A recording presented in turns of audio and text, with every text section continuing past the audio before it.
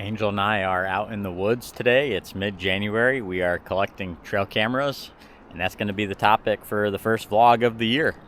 I'm going to try to do a vlog, maybe even weekly, but essentially I want to try to maybe put a tip or maybe something that, newer hunters can learn from, or veteran, I guess. I've been hunting a long time, and I learn things from YouTube all the time. So we're out. It's actually pretty nice out. It's windy. It's really windy, but it's in the 30s, and we have a bigger snowstorm coming, the biggest one of the year so far. So we're running around trying to get trail cameras here, and we're just making a loop on this property. We've already been to 3 or 4 different properties today, grabbing cameras. This one I have the most cameras at, so there's a little bit of a bigger loop here, but the other ones were fairly easy to get to. And we did just see there's fresh tracks everywhere, so that's nice to see. Hopeful that cameras have been picking things up, but we just saw a really nice buck.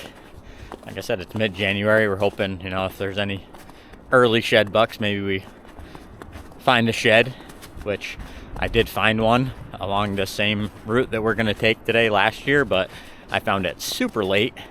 But anyways, back to the trail cameras. So like I said, kind of want to put a tip or a trick or something in here.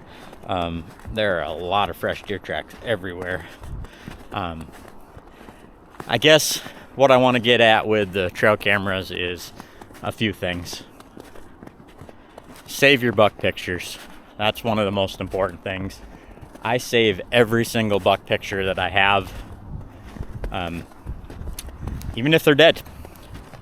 And the reason being, I can take this property, for example, and I know I have about a 5-day window where almost all of my daylight buck pictures happen every year for 8 years. So I have them all in folders by year and categorized out. You don't necessarily have to do that, but it's really helpful to look at a property and see, when the activity happened. The other thing that you can do is catch survivors. So it's never too early to plan on finding a buck for next year to go after. So it's always nice to see the bucks that survived. Here in Vermont, it's not that many, but if you find one, it's nice to see, and they'll probably be a little bigger next year. So it's always fun, just the chase of it. And then the other thing with the trail cams is using them for fawns in the springtime. I'm pulling all these cameras earlier than I normally would. Most of these are cell cameras, and they were not getting a lot of activity. In fact, I turned them all off, so I haven't been getting any of the pictures to my phone for a while now. So hopefully they're still all taking pictures. I'm hopeful that when I check the camera, there might be some things on there that didn't get sent to me because it's a cell camera. So that's always the case too. So make sure, if you are running a cell camera, that you pull the card and you go through every single picture, because there are things on there that did not get sent to you, guaranteed, every time. And I have a bunch of friends who don't save any of their pictures, and they do not go through their cards on their cell cameras, which I think is a huge mistake. But with the fawns, you can go back and see there's a lot of deer tracks here. Holy cow, that's a good sign. Not normally in here, but maybe they're in here and gonna shed in here.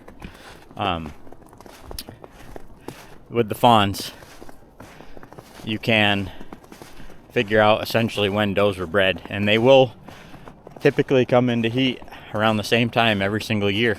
So if you know when a doe is hot, obviously you have a much more likelihood of having a buck in there when the doe is hot. So I try to figure those things out by trail cameras, and they're not just there for the fun pictures, which I truly enjoy, but historical data is really, really important, and seeing when a specific buck was in a certain area, or like I said, when bucks were daylighting in a specific area, because certain properties can be really hot and cold at different times of the year. So hopefully that's helpful. We're going to keep going.